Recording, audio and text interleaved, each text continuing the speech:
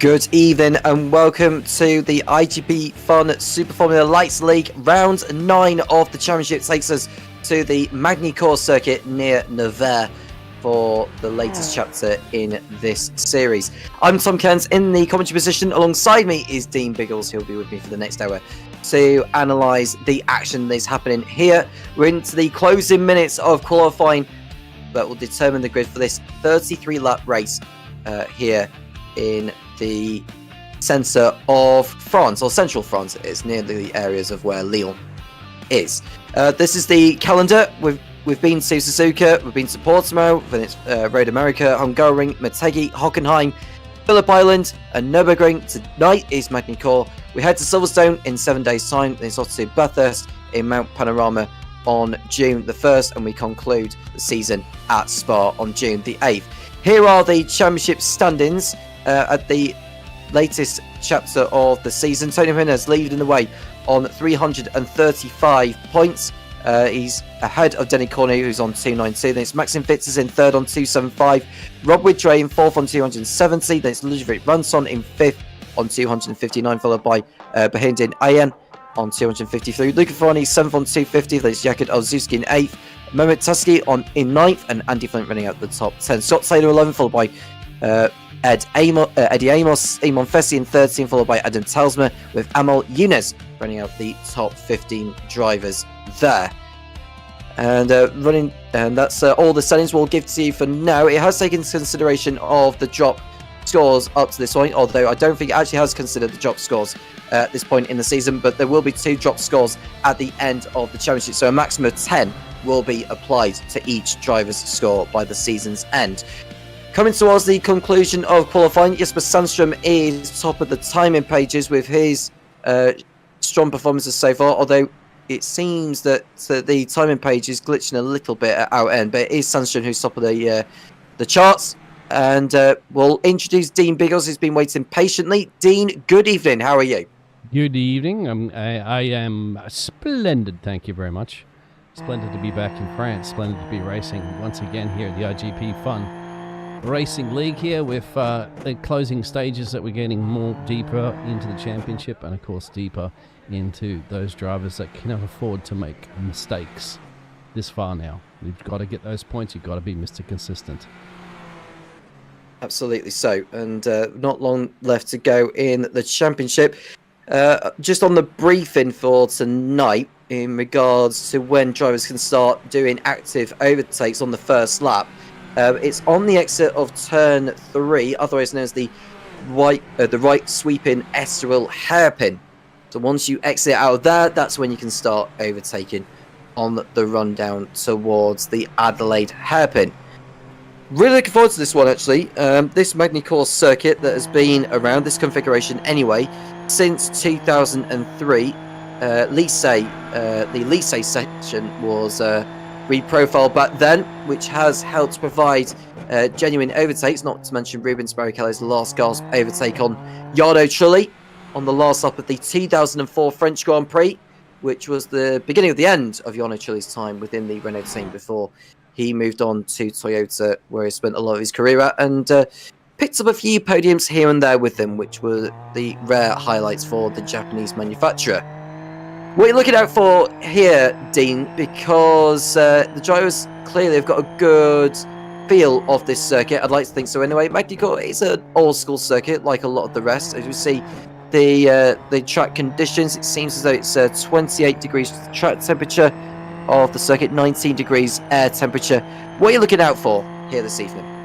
Well, overtaking isn't exactly some of the easiest. It's twisty and turny, this track, as you can clearly see. There's not much straightaways, 2 straightaways really, if you want to count the backstretch there, but roughly around here, where Tony currently running P3, looking to get his banker lap in. Hairpin coming up right here, that's going to be prone for potential mistakes. Didn't quite spot the apex there for Tony, but gets right on the exit there, right out almost into the grass. That's going to be interesting, really, at the end of the day. How are these drivers going to be able to push it, risk it for the biscuit, get some overtakes done if you can, and race strategy as well too, because we've got 33 laps tonight. This Magny Cours circuit first opened in 1960, current home of the world's superbikes, GT World Challenge Europe and the FFSA GT. And it's the former home of the French Grand Prix from 1991 to 2008. The World Touring Cars Race of France, MotoGP as well. Bol d'Or, International GT Open, World Sports Car Championship, the FIA GT, and the Super League Formula. A lot of racing it has hosted in the past. There are some rather more not so major motor racing events that have been held here, but Magny Cours does provide some quality racing nevertheless. Particularly over at the Adelaide Hairpin, and at least say that they are entering through here, or at least Thomas Reggian, who won last time out at the Nürburgring. He certainly has a feel around this track. On home turf is for Reggian. He's got time. He's fastest in the first sector there. Made a little bit of a mistake in the second. Let's see if he can go up into pole. And no, he won't. So, unfortunately, he's 1/10 off Jasper's fastest time. And that is that for our qualifying sessions. Jasper will be the man, but Thomas will be starting on the front row of him. Yep, so let's run down on the grid for today's race, providing we've got a grid ready, Dean. I'll let you take the opportunity to try and... It's just wrapping up. So just waiting... so just waiting for the qualifying session to conclude. I think we may have to wait another 30 seconds before we do get a grid lined up for you, so please bear with.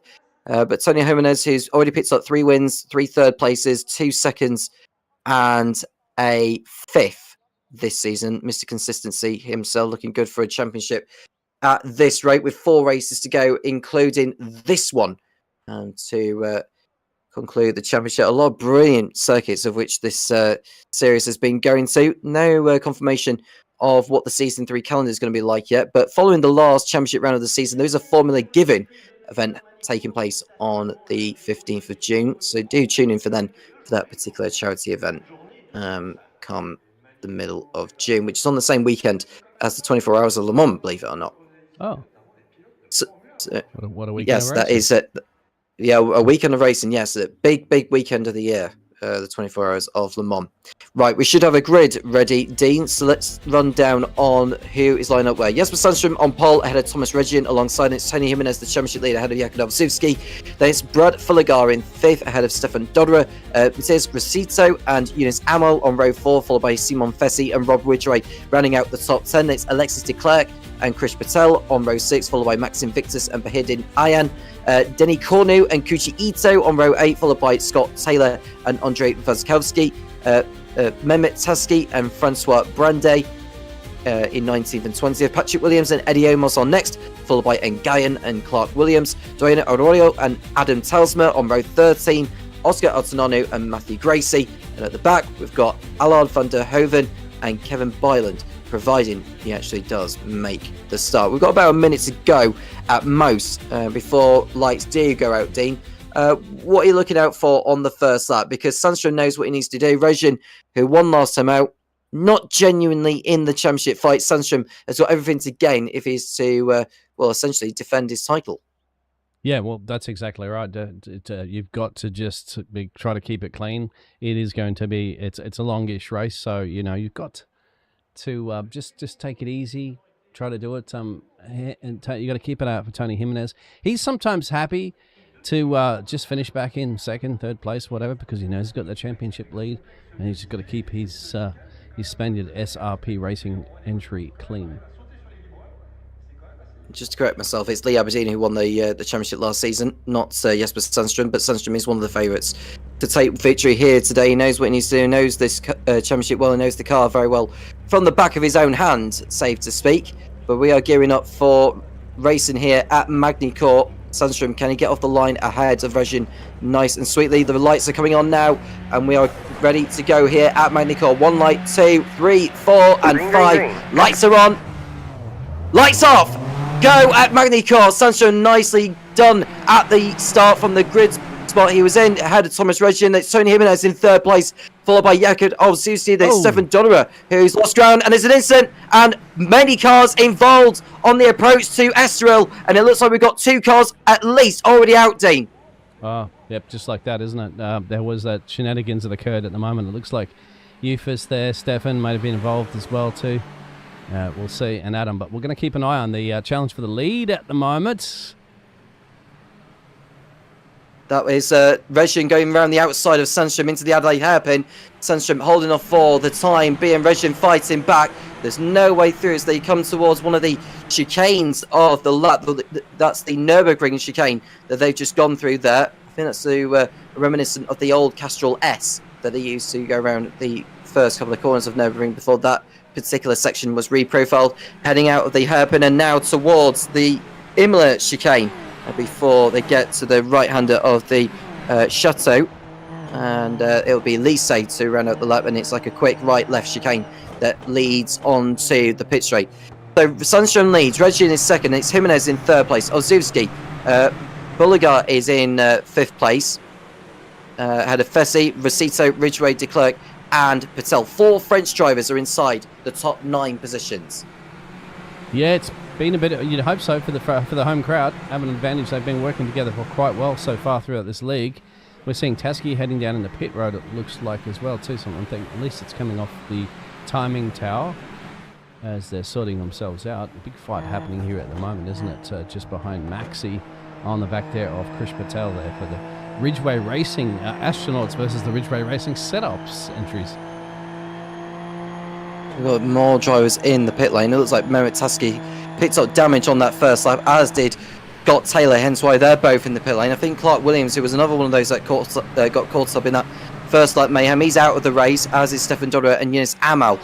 Kevin Byland did not take the start, unfortunately, so he's a non-starter. So we've got 26 still circulating round the Magny Cours circuit in Nevers. And we're on lap 2 as Sandstrom trying to pull away from Regin. The gap is around about 6/10 between the pair. Max, he was up that place, so he got that one. He's up 3 currently at the moment, just inside that top 10. Fessy's up 3 places as well too for the Frenchman, the number 30, as you're watching at the moment. Jacob Lowski on the back there of that championship leader of Tony, who's just back into that P3 place. That's where he started the race, and once again, I think he's just going to be all wise and cautious to realise that, you know, at this rate, he could win the championship just consecutively winning 3rd places. But of course, you want to have a nice trophy, isn't it? You want to have a nice French trophy sitting on the Spanish, in the Spanish trophy cabinet. Yep. Well, they come around to complete the second lap then. And Sandstrom building up the margin. I wonder if we've got a replay here. We've got a car off at the background there. And well, Andrea Voskowski is in the pits, presumably with damage. Someone else went wide on the exit of the last turn. Do we have a replay of what happened over at Estoril on the first lap, Dean? Because we want to have a look. Well, this is afterwards. That's Adam Telsma who carried on. Is there a chance we can go back? Well, whilst we say that, Brad Fulligar, who was running in 5th place, he's dropped down the order big time, but we'll come back to that in I say he's dropped down big time. He's in a battle with Simon Fessi for 5th place. This is Adam Telsma then at the start, right on board. He's on the back row of the grid, so he's probably going to get a good view of what was going on ahead of him on the exit of the first couple of corners before that long right-hander. Oh, yes. So who was it up the road? It's just hard to see. It was a long way up the road. It happened right before he can even see what was actually going on.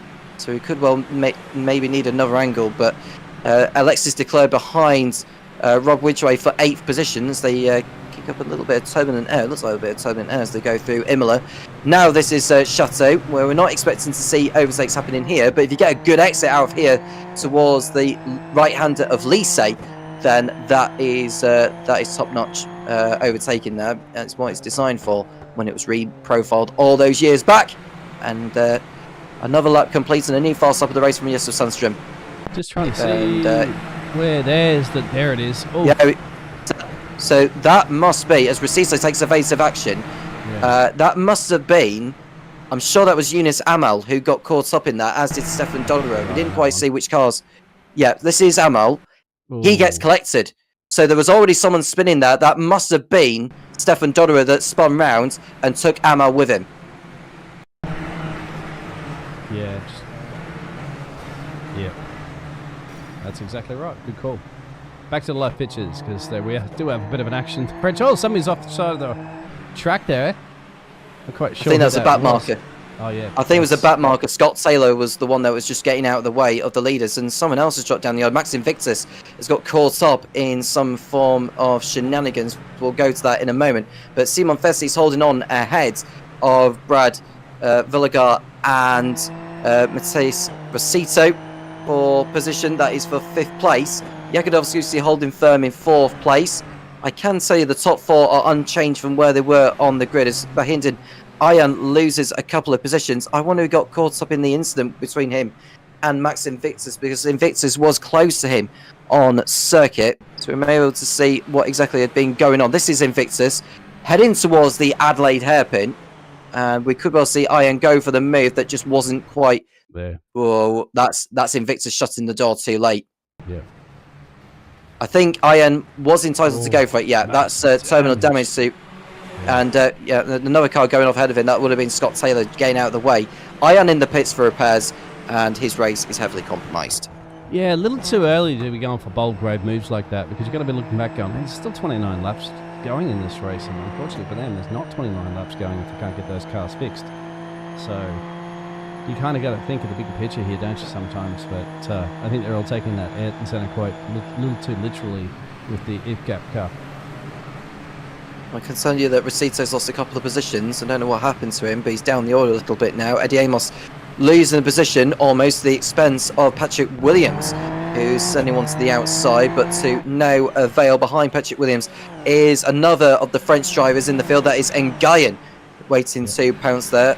And yeah, he's one of the Unity Racing drivers, is Nguyen, as he comes round towards the hairpin that is known as the 180-degree turn, for obvious reasons, because it's a hairpin. And coming out of there now towards Imler, Williams giving Amos a little bit of a challenge at this moment in time. There it is, yeah, putting the pressure on big time. Eddie's going to have to go defensive at this point. You can't miss the Eltron-esque livery there. He's just got the Japanese driver up the road there, Kuchi, and Patrick Williams, you can see on his tailpipe. Just a Nugent just in the background there as well too, who is right up there in the championship hunt. And further up, we've got Brad putting a little bit of pressure on Simon Fessy. He's putting a bit of pressure on the Polish driver, Jake. Out they come onto the pit straight. Eddie Amos running in 14th, looking for another good result for his season.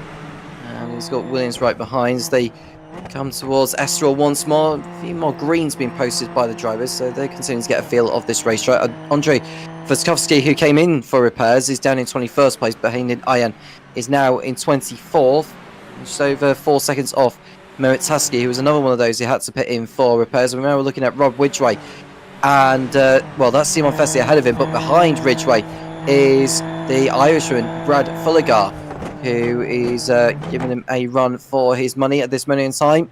Jesper Sandström has breached out the margin of 2.4 seconds so far, Biggles. Yeah, absolutely checking out on that one for sure. His race to essentially win or lose with that one, but Jasper just not in the championship hunt this season, is he? Because Jasper's not even in the top 20, I'm seeing. On looking at the championship stance. He's 43rd in the championship at the moment, but it doesn't look like that on the track, is it? No, I'm just looking at whether they've included the drop scores, and it's saying it's Mike Old. Yeah, it's 43rd, or tied 43rd. I think that's technically 44th actually on countback. But yes, he is that far down the order because he hasn't competed in enough races this season, so there's no way he's in the championship fight by any means. But he wants to be winning no matter what. Thomas Regin staying in touch as well. Tony Jimenez under threat from Jakub Suski, who's run about half a second behind the Spaniard. Jimenez knows that he doesn't need to take too many risks at this point. He's finished first on 3 occasions. He's finished second twice. He's finished third on 3 occasions. He's finished fifth just the once, but he's yet to finish fourth in a race so far this season. Oh, well, hopefully not today. If he keeps it up. Alaski's quite quick as well at times, and Alaski's 8th in the championship as well too, so he's going to do his absolute best. Have a list for a French duo as well too, Alex and Matthias going for it too for now. Up the road there, Brad and Robert Ridgway, and then behind them you've got Dennis Stenden and Francis, I think that is, in 11th spot there, up 9 positions too for the number 28. Chris Patel's lost a few positions as well further behind. We'll get a replay if we can to find out what exactly has been going on involving Krish Patel. Matthias Rosito is the one that you're referring to, Dean. This is Krish Patel as they come towards the hairpin. Has he gone a little bit too hot into the hairpin here? I think he may well have done, unless he... Oh, yeah, well, no. The back end just stepped out, lost it all by himself onto braking. Yeah, that's exactly under the heavy braking. The rear end just stepped out, and unfortunately. But there is a positive side. The glass is always half full if you want it to be. That it was only a half spin. You can get back onto track and continue racing. And he's currently I'll tell you what. Yeah, I'll tell you what. Brad Fullergard got very nearly outshaded it. Sorry to go across you, Dean. My apologies for that. But he very nearly dropped it right in front of Matthias Rosito as they come towards. Oh, sorry, not Matthias Rosito. It was Alexis de Klerk, who is just defending there now. De Klerk going to the outside. Does Rosito go for the open door on the right hand side? I'm a little bit surprised he didn't go for it there, because that would have engulfed Fullergard. Fullergard may have had to have got out of it had Rosito got alongside to his right, but de Klerk had to yield on that occasion, and that gave the inside for Fullergard to make his way back through. Smart driving on that occasion as well. Ooh. Nearly got rear-ended on that one, but yeah, just seeing the opportunity and get the overtake if you feel that's comfortable. You're going to be able to make it work without having a collision, without getting to a wreck. So you've got 26 laps to go in this race. You don't want to end up into the shed where we've got the likes of Scotty, Maxi, Clark, Stefan, and Eunice Amel, I think, out of this race, or at least a couple laps down. Fullergard run wide at Chateau, and that's going to allow the run for de Klerk to make as he looks to the outside. Fullergard makes it as difficult as he can, covering the inside line. De Klerk won't be able to make that much of a switchback because there's a very short straight before they get to the chicane. So it was very clever driving from Fullergard to just hold position ahead of the Frenchman, coming round the Cooper Grande, I think it's called, round this or Grande Coupe or Grande Curb.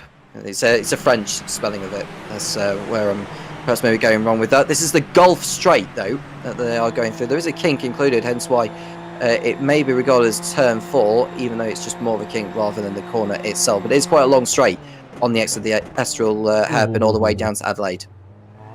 Yeah, and Eunice is out there in the chat saying, my race has been fast again. He is retired from the race for the Unity Racing entrance, fortunately, but is joining us in the chat there. Have to spectate the rest of this one. Do get involved in the live chat and make sure you do subscribe to JP Broadcasting in case you haven't already done so. Over 3,000 subscribers at the time of recording. We'd love to get a few more. You can keep right up to date with all the action that's been broadcast on the JP Broadcasting YouTube channel. Do make sure you like as well. It's really nice. We can get some of that to go with that. Alexis de Klerk in 8th position, still stuck behind Fullergard on this lap. The gap is, 2 seconds between Fullergard in 7th and Ridgway in 6th. Further behind, this is Andrei Voskowski, who is making up for lost time. He's behind the Canadian Adam Talsma as they come towards. Yeah, he's going to go to the outside. I did say don't expect to see any overtakes being done there. Yeah. And Voskowski was able to just switch back his way through, and that is neatly done there by the Brazilian. Not over yet, a little bit of weaving at the moment, so he's going to commit to the racing line, and he may end up losing that position from behind from Adam Talska, but thankfully he does not at this point. Wow. But Adam's going to have the... That's Mehmet Taski. Mehmet Taski is behind Talsma. Yeah, this is a battle for 20... Yeah, there goes Taski. On the inside, that was very brave of him to do that there, considering how fast it is of a left-hander, but that's in through at last. Yeah, here's the Mexican back there of... Dorian just having a nice little bird's eye view of all that racing action that's up the road. And they're squabbling at the round currently for about 19th place. But don't tell these drivers what place it is. Every place is points. Points equals championships.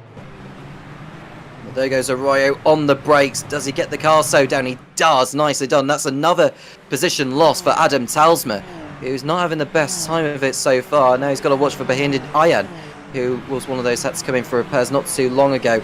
And the next driver behind is one of the rookies in the field, I believe. That is the Dutchman, Allard van der Hoven. And yeah, I think it's a matter of time before Ian gets past, because he knows he's quicker than Talsma in regards to raw pace. There goes Eddie Amos and Patrick Williams. There's been some contact further ahead, though. Don't know who that is, but that totally boxed Amos. Amos will not be pleased with that. No, it's a slower car. And a lot of cars are rapidly approaching pretty quickly, as you can see on your pictures. And they had to make some avoiding action here into the final turn. Start another lap. Whoa, a little loosey-goosey coming out of the corner there from Krish, as well as Nugent's trying to make his way up. Eddie Amos is still fighting the French. He'll be fighting French drivers too. But now there's contact. Yeah, he didn't leave him room. He did not leave him room, Eddie Amos, I'm afraid, there. And that was Francois Brandet that had to that went off the racetrack. Yeah. There'll be some words afterwards, but that was totally avoidable, really. Eddie Amos did not leave Francois Brandet enough room, and that has allowed him going through into 13th place in his own battle with Krish Patel. Eddie Amos, though, well, I don't know what he'll be thinking. He'll be thinking, well, he should have just got off the throttle at the time, which he did, but the move wasn't fully completed, and he just cut across on Brandet at the wrong moment. Yeah, absolutely. This is going to be a fantastic battle brewing between these two drivers, with Newton up 10 places actually in P13. Eddie Amos on the back there as well too. We saw that little bit of a collision. We'll go back and have a bit of a geezer at that one. Well, this is the initial spin that Brandet had at Chateau. So this is right. Yeah, this is all on his own. This is all on his own where he has this spin. That's the spin, and this is the contact. Yeah. This is down. Oh, yeah. Yeah, I would say Amos did not leave enough room. I don't think he left enough room on the inside, and that is Patel off the circuit at Chateau. Yep. Let's have a quick look at that too. Yeah, all on his own. What is it with these drivers losing it on the power? I mean, I don't suppose these will have traction control on them, hence why they're getting the wheel spin on the exit of the slower corners, but you'd have thought they'll have a good hand on the car, or maybe they're just going through the tyres a little bit too quickly at this point. We know how abrasive the track surface is around Magny Cours. Oh, so the drivers just need to be. Oh, that's contact. Yeah, that's contact made between Fulligan and Rosito. And I wonder if Rosito may have picked up a little bit of damage from that, because that was tyre to tyre. Yeah. Oh yeah, that suspension broken. That looked like a suspension might have gone askew there for Matthias Rosito. That's the thing. It's like, did he know? He's got to know that the car was up on the inside there and just turned in. You've got to allow the space, you'd have to say, otherwise you ended up with that damage, and that's very much unfortunate. There was once again, the battle at the back here, and that's Bejan, isn't it, trying to fight his way back up through after the earlier lap incident. Well, he's trying to make up for lost time. Oh, and that's a car off. That's Kuchi Ito off the circuit, and that's his race over, unfortunately. That was a very strange one. He must have lost it on the exit of Imola. Yeah. He did. That is a very strange accident. There was no contact from Patrick Williams behind, and Kuchi Ito just simply lost it on the brakes. So has Oscar. No rear wing. So Oscar's off the circuit. He's been hit from behind, as Oscar Artanano. We'll get a replay of that as well. Lost it coming in the corner, you can see, and then got slammed. Yeah, so he lost it, collected someone, and then got hit again by someone else. Go back to the live action, because every time we'll end up spending the whole race watching replays, my friend, if we don't keep an eye on. And I guarantee the way these drivers are racing, there may be more. There's certainly a lot of action happening from 16th downwards, but I just want to see whether or not Brad can get the overtake done on Dennis up the road here at the moment. And if they don't, we're going to have to... He just lost that position. Yeah. He just lost that position, did Fulligo. I don't know where he lost it. That was probably over at the Adelaide hairpin, but Denny Cornet has found his way past. And going back to what he was saying about Thomas Rushin, he has dropped down to 5th place, so he's had a mistake somewhere, has the home hero. And we are looking at another French driver, Francois Brandet, who's making up for lost time after the contact he had with Eddie Amos over at Estoril. As now he's got Mehmet Taski in his way for 15th place. We have a pit stop here for the French driver of Thomas. This is going to be a very, very important pit stop for him at the moment. We'll have to see how that's going. I want to pan back to this back battle here, because this is just absolutely ballistic between these drivers here. You've got so many drivers out of place. You've got big gainers of Van der Hoorn here for the Formula Velocity. He's up 10 places, trying to battle through the field here. Adam there. You've got Ayan. You've got the Turkish duo who are just getting the overtakes in the corner up there as well too. So this is absolutely everywhere here. And this is just once again squabbling for around 16th place. I'm loving these battles, and we just see someone here for the pit lane there. That is Andrzej Waskowski. That's his second stop of the race already for him. He'll get out probably before Kikuchi Ito gets round, so he'll only drop to 22nd place, will the Brazilian, but he's not going to be in any fights anytime soon, certainly not for the next 10 or 15 laps. But I'm loving these battles, Dean. I'm seeing more battles than I anticipated. Magny Cours certainly is the venue for racing like this one. Here we go. Ooh, different racing lines into the hairpin. You see that quite often. That's why I figured that would be the hot zone. You get your fold-out chair there and enjoy the show. Watch the popcorn. Thank you very much. What happened to Thomas out there was the question in the chat. And we get a quick geezer at it. This will tell you exactly what happened to Thomas. So Regin, this is on the exit of Estoril. Yeah. So he gets on the gravel and he's going to hit the wall. Bang, hard leg. Oh yeah, that's quite a hard hit, and that will have hurt the suspension as he rejoined, and the handling of that will have been compromised. There is Adam Talisman running in 18th place ahead of Van der Hoeven, and behind Van der Hoeven is the Mexican Dorian Arroyo, I should say. There's no H in that. So my apologies for my pronunciation. Eddie Amos is running in 21st place now, who's had a very, very eventful race, it has to be said. But now we're looking at Van der Hoeven, who's attempted to get past Talisman. Yeah, I'm just seeing a blinking car of Ayan. Yeah, just completely blinking at the moment. We have to go up to this important battle. We haven't been really focused too much inside the top 10.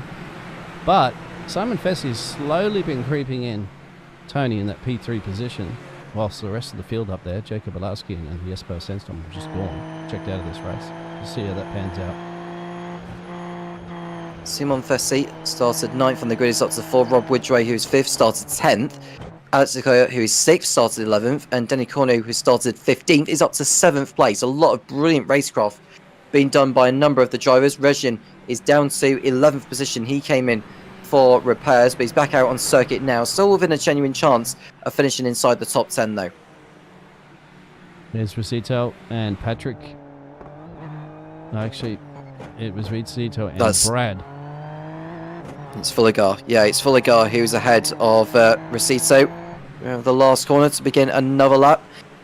Approaching the halfway point in the race, Denny Cornu posting his personal best lap of the race so far, running in 7th place. And we're going back to the battle for 3rd here because Jimenez is under attack from Simon Fessie. How does he play this one? He needs to be sensible in regards to the championship. Well, Fessie, interestingly, deciding to ease off the throttle and not go for it this time around. But he may get a strong exit out of Adelaide as Jimenez kicks up a little bit of gravel for good measure. Looking at the championship standings as we speak, going back to it's included all the scores when you showed the graphics earlier. Denny Cornu, who's running in 2nd place in the championship, he's running in 7th in this race. As far as Simon Fessie is concerned, he's a lot further down in 13th. Eddie regaining place back here on the Dutchman. Behind him, is chasing, wants that to retake that position. You can see how close do you want to be? Well, that's how close you could be. Side by side. Side by side indeed. Van der Hoeven looking to try and do a switch back here. Amos will hold on for now. He's still stuck behind Adam Talisman. They're out of there, no harm. 10 seconds is the margin between Sandstrom in the lead and Ovzewski, who is in 2nd place, more or less on his own, really, ahead of Jimenez and Fessie are in their own battle. There we see Fulligar and Rosito again. A little bit of gravel being kicked, so I just need to be wary of the leftover gravel that is on the racetrack, which is one of the more recent features that iRacing have been able to add to this, just to add a little bit more realism to the mod of this. Is Rosito behind Fulligar out of Estoril. Once again, he'll get into the slipstream, but will he decide to go for it, or will he just ease off the throttle? My instinct is that he'll go for it. Yeah, he's going to go for it now. If you're essentially side by side on this one, the last of the late breakers, the outside line. It's got to be. Yep. Yeah, he's late on the brakes. Oh, that's naughty from Fulligar. That was almost a repeat of before, wasn't it? Yes, sir. It certainly was. We'll see how that pans out. He's lifting. Yeah, he's lifting. Yep. Yeah, he's letting through because I think he knew that it wasn't good driving standards. So Fulligar sensibly lets in Ricito go through. The Englishman, I think I've said that he was Irish for some reason. That was probably because of the mixture of the flags between the British flag and the Irish flag, so my apologies for that. He's actually English, is Brad Fullergart. Eddie Amos to the outside of Adam Telsmer. Adelaide late on the brakes, very late on the brakes, perhaps maybe too late, as he went so far out wide, Adam Telsmer was able to get him back. And the jet that Ridgway is holding his ground, he certainly is. Robert Ridgway in up 5, P5 currently at the moment. He's a bit of one by himself, as you've seen this nice little battle, still squabbling here. Once again, this has been the hot zone in this race around the 17th to 18th place. Every time they get some of these overtakes done, somebody's off in a kitty litter and they're back at it again a couple laps later. Absolutely so. And there goes Telsmer, fending off Van der Hoeven, refusing to leave each other alone on the approach to Chateau. But, you know, those really, really good battles we're seeing, even like all the way down towards the back end of the field. It's beautiful to see. I'm just looking to see what we've got also in the chat, and someone's saying that the 10-second gap is embarrassing. Well, it is Jesper Sandström who's built up that gap. I think that's what he's referring to. But yeah, it is a unbelievable gap at this stage that Sandström's been able to pull out. But we've got to remember that Regin was close behind him before he had his spin on the exit of Estoril. Telsmer holds on ahead of Jimenez, not Jimenez, sorry. That is Van der Hoeven out of Estoril. What does Van der Hoeven go for it at Adelaide? We'll see soon enough. He's too far back to do it from there, unless he surprises Telsmer, which he does, so goes to the inside. Does Telsmer? Well, came out of nowhere. That came out of nowhere. Absolutely right. That has to be Dorian Arroyo. That took 2 in one go. Brilliant, brilliant stuff by the Mexican. Oh, yeah, we're on the other camera angles. Thank you very much for the compliment about the camera angles, but I want to go back and have a look at this overtake, because that came out of absolutely nowhere. Let's have a look on board. All right, so it's you two squabbling. I'm going to take it to the ballpark. Goes up on the inside chicane, makes it stop somehow, and then just says, see you later in Spanish. Usually, I think I should know. So see you later in Spanish.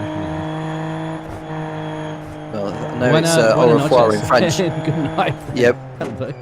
Yeah. Yeah. Good night. That's probably a good. That's probably a good way of saying it there. But Denny Cornu, who is on the inside, that would be Alexis de Klerk, who's another one of the Unity Racing drivers, which Cornu's just got by. Cornu through up to 6th place, vitally important for his championship hopes. With there being 3 races left after this, he could do with going after Rob Widgway, who is in 5th, and he's got another 4 seconds to make up after that on Simon Fessi, who's in a fight with the championship leader of Tommy Jimenez. Lots of fights going on the track there. Still back here with Taski. He needs crucial points in this championship as well too for the Turkish driver. Since you're calling drivers Irish, I'm calling them different nationalities. I think everybody is aware of it. He's got his fellow countrymen up the road there, and at the moment Matthew Gracie's up 13 places from the USA. He's in that mix. He's in a turkey sandwich, mate. Yeah, well, he is, but he'll want to get out of that Turkish sandwich sooner rather than later. Behind in Iron 14th right now, ahead of Gracie. Iron was another one of those that pitted in for repairs. He's around about 9 seconds off in Guyan, who is not one of those who's had to come in for repairs. I think the highest driver in the field that's had to come in for repairs is Thomas Regin in P11, who is rapidly gaining ground on Patrick Williams. So it's a matter of time before Regin does find his way through. We'll get ahead of him, I would say, within the next lap. I think you might be right on that one, actually. The French Duro racers are racing that P6 position up the road there. Here we go, good exit. Yeah, it's some dunk for Taski. Gracie's got no chance of defending that. And that's the Turkish driver through. And up to 15th place. There we see Cornu ahead of de Klerk. De Klerk just staying in touch with Cornu, but Cornu needs to get on with it and pull away. I want to see the battle involving Williams and Regin for 10th place, because Regin is on the tail in a moment. There he is, Thomas Regin. Who's another one of the French drivers in the field who started on the front row next to Jesper Sandström earlier on in the race. And now he's making up for lost time after the contact he had with the wall. He's got to get by Patrick Williams sooner rather than later if he is to salvage anything strong from this. It's just a matter of time. You can just see all the gravel being left over at Chateau, Yeah, the gravel, sorry, not the marbles. Yeah, exactly. It's been kicked up by a lot of kitty litter out there for these drivers who would be a little bit cautious when they get on that loud pedal coming out of the corner. As you can see, it just flicks up on the track with that new iRacing. Yeah, they're just maximising the track limits here, aren't they? Throwing the cars around, both of them. Both Patrick and Thomas were, but will that allow Thomas to have the better exit? I think you actually called that one right. He's back up there. He's got the job done. Damage limitation for the French driver, but now he's inside the top 10.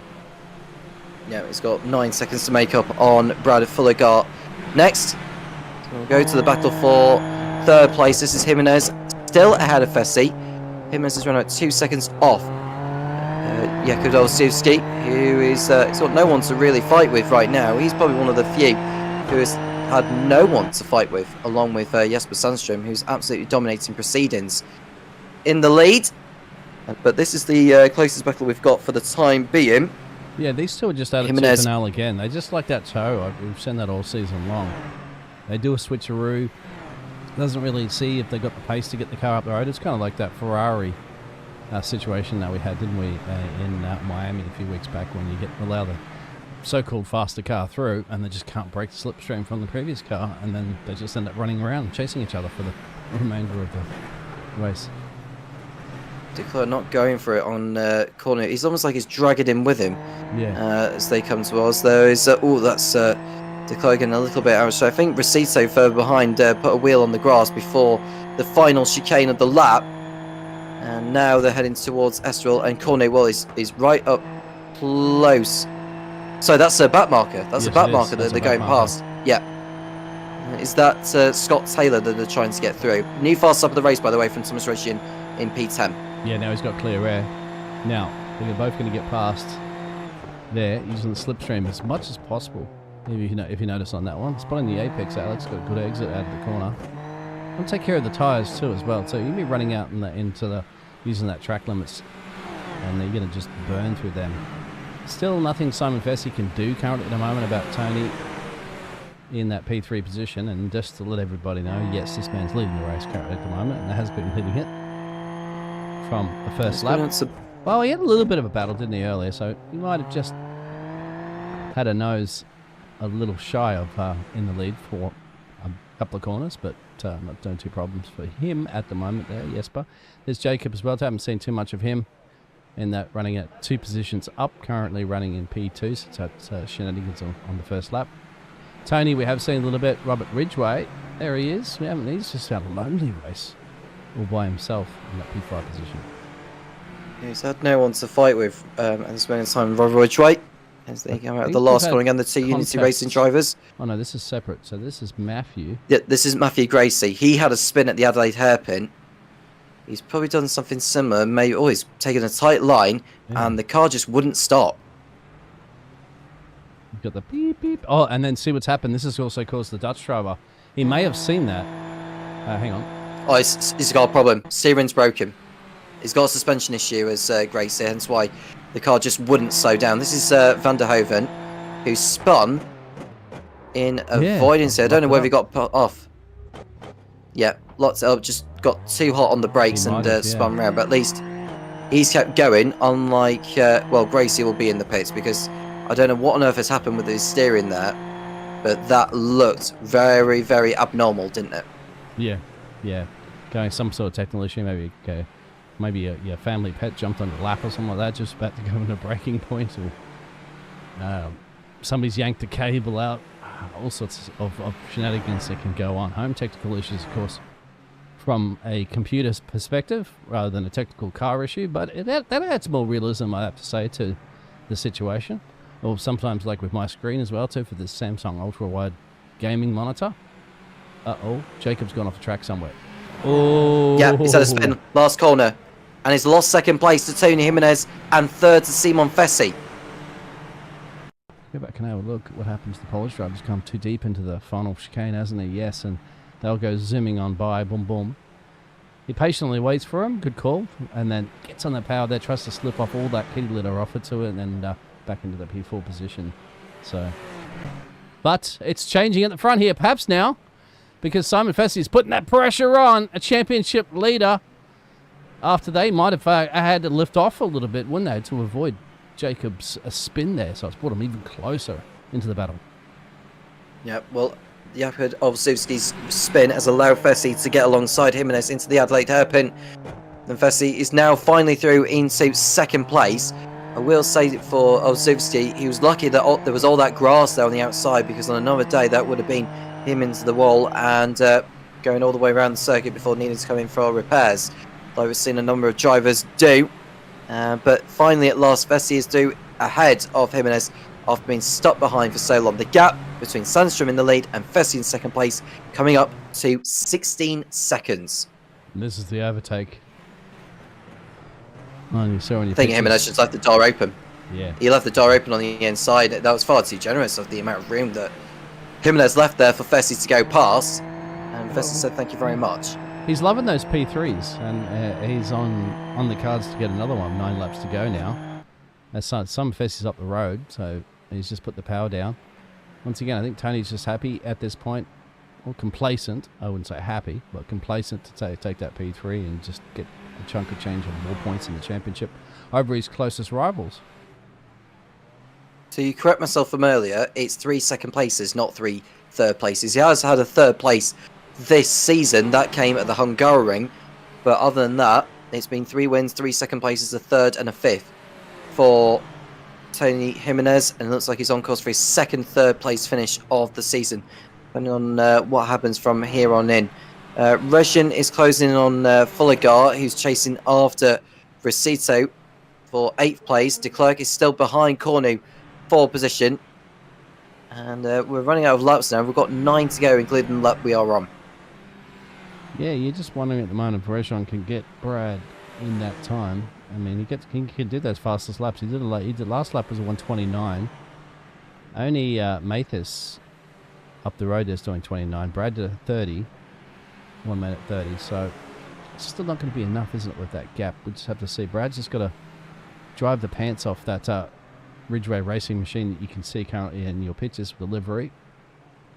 Maybe perhaps I hope that the French duo up here that has been going for a tooth and nail here, Declare and Dennis, maybe if he's open for them to get into each other, and then I'll go, thank you very much, I'll take 6th and 7th places. You need to watch out, because Matej Recito is right behind them, Dean. He's really looming him down, so I wonder if there may be some team orders going on at Unity Racing, whether Cornu does let Declare go by, because Declare's been on the rear of Cornu for many laps now, and the fact he's been stuck behind him for so long has allowed Recito to really pose a threat. They're coming up to a back marker now, are those 2 Unity Racing drivers, almost, and I think Declare has been allowed through by Cornu.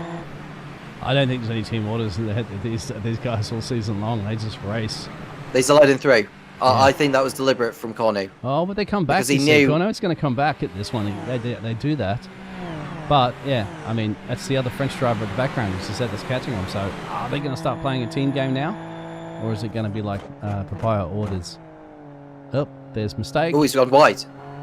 That is Declare going wide at the 180. I told you they're going to switch it and they're fighting, mate.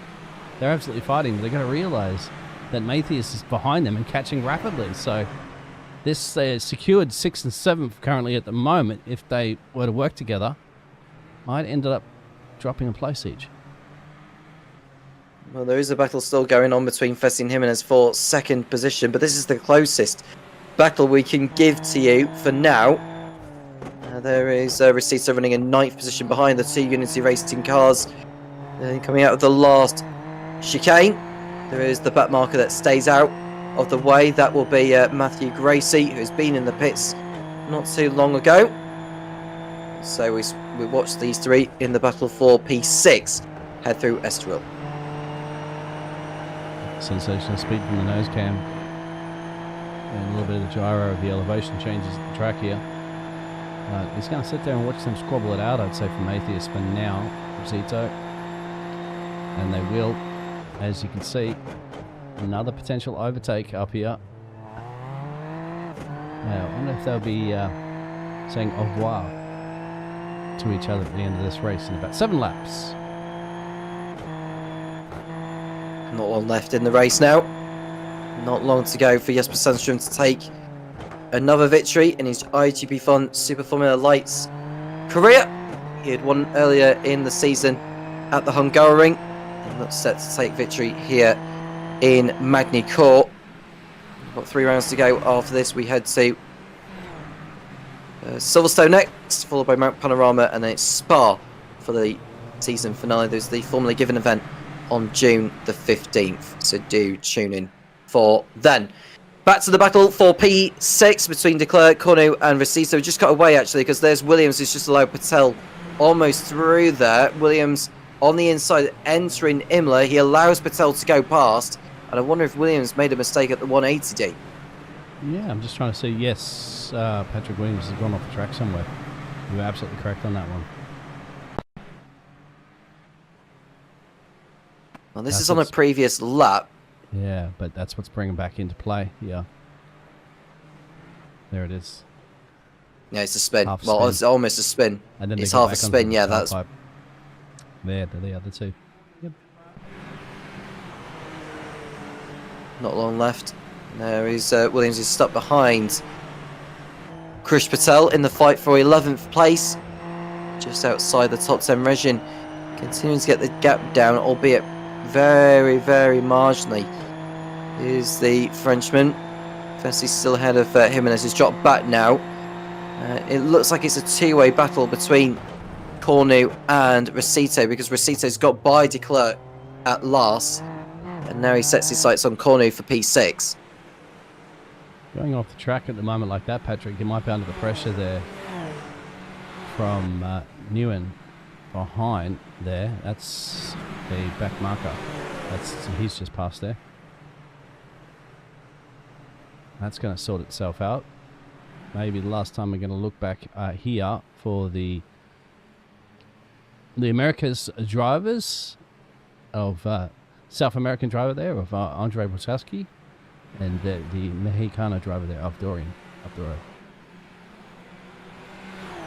Brusowski who's pitted twice in this one, now behind Dorian Arroyo, and ahead of Arroyo is track, and yeah, Patrick's gone off the track there. Sorry to cut you off there, and that's... It's okay, he's lost the position to Nguyen, and now he's about to lose another one to Bahidin Ayan into Lise, and that is the Turkish driver through. Williams did a similar thing to what Kuchi Ito did. It wasn't as ferocious as what Ito did, but it was still nothing to go round. And Voskowski is on better tyres, it has to be said, than what Arroyo is on. So I expect Voskowski to make mincemeat of him into Lise, if he can help it. Yep, Ayan's off at Estoril. Yep, there he goes. Oh, he'll have to allow his countrymen through as well too. So lots of action in the dying stages of this race. There it is, high speed, makes it stop. Luckily that key letter there, you see. Gets onto the power there, gets back onto the track there and loses that place. Back onto the track he goes. Cornu, who's under attack from... Actually, yeah, Nathan's got past both of them. Yeah, Rosito's passed Cornu. Yeah. Rosito's passed Cornu for position. And Alex De Klerk as well. So he's passed both of the drivers that were battling it out. Oh, keep it on the track, son. Yeah, just about. He just about kept it on there, did Rosito. And now he just needs to pull away from Cornu. Not give him too much of a tow on the run down to Adelaide. Through Estoril once more. Just wondering, this is Williams is under the overtake. That was the one before. But what happened to... Just trying to see what happened to neat overtake. Alex. Well, Alexis De Klerk's dropped back from the pair of them here. Alexis De Klerk, yeah. He was right up battling before. I'm trying to look at what happened there, but anyway. Yeah, this is... somebody must have gone wide here, I'd say. Yeah, there he is. Oh, yeah, he does. He went off the circuit at Estoril, and that's why he dropped so far down. Yeah. That makes perfect sense. I was wondering where he went. We know where this driver is. A mile in the countryside up the road here in France. Yep. Yeah, and he's got a back marker ahead of him, which is Adam Talsma, running in 18th place. So head over the line now. Does he let Sundstrom go through darts? That's a lot of confidence you have, don't you, when in Adam not making any mistakes when you're flying through. He's got 3 laps to go, has Sandstrom, so there's no rush for him to make his way through the back markers. That is Talsma out of the way. The next driver up from Talsma is Eddie Amos, who's another 14 seconds ahead, so I don't expect any more back markers for Sandstrom to get by. And there we see contact pretty much from Arroyo and Voskovsky. Or, in fact, no, there was no contact. It was Arroyo got... it took too much curb at the Lycée chicane and went round. Yeah, exactly. And that was that fight back with Andrew that he had earlier. At the moment, Andrew's going to get that victory. Is there they are in the background, actually. We just saw the leaders passing them. As Jasper's got past, Simon Festi will be the next one down the road. Simon Festi, sorry, will be the next one. But if you will have time to catch them, or not, because there he is there. And he's got to be somewhere in the engineer to be on the radio saying, be careful of those two, they're going for it 2 for now. And the last thing that this French driver would want is to get into a collision. And he's got a nice P2 waiting for a podium. 7 positions going too. Going towards Imola. Just a couple of laps to go for him at the end of this one. Jesper Sandstrom will begin his penultimate lap now, 18 seconds ahead in the lead. And he's on his way to another win this time around. The closest battle on the circuit is between Dorian Arroyo and Kuchi Ito for 20th place. They are a lap down, those two, on the leader. But that could get really interesting as they head over the line at the exact same time. Ito will be on fresher tyres compared to Arroyo, so I would expect Ito to make a move very, very quickly. Yep, back here, there it is, and that's just in front, remember there, of Simon Fesi. And there's Simon in the background. As I said, he's got to be very cautious of that. If he's got a bit of a gap there to, well, he doesn't have a big gap, it's 2 seconds, but we're on the last lap, so not a lot you can do. We're going to head back over to Fesi. Not to Jesper, we're on the penultimate lap. Yeah. We're on the penultimate lap. Yeah, Jesper Sandstrom is on. 1 more to go at the end of this one. He's been absolutely brilliant from start to finish. It's a shame we don't see him every week for this championship, but it turns up as of when he can, and he gets his head down and puts in a stellar drive. You see Ito and Arroyo for position again. The closest battle after that. He's left it because I think he's allowing... Yeah, there he is. He's allowing Simon to get through. Yeah, and Tony Jimenez as well, too, I'd imagine. So, because he wants to see if they're that well. Allow these two to battle it out on the last lap if they can. I think it's a little bit too much from our championship leader, who will be happy probably just to secure a nice P3 position, gaggle of points, gets the bubbly stuff on the podium. But you kind of will wonder what if situation. Who could beat this man here this evening? It's going to be the question, isn't it? I don't think anybody had it for Jesper.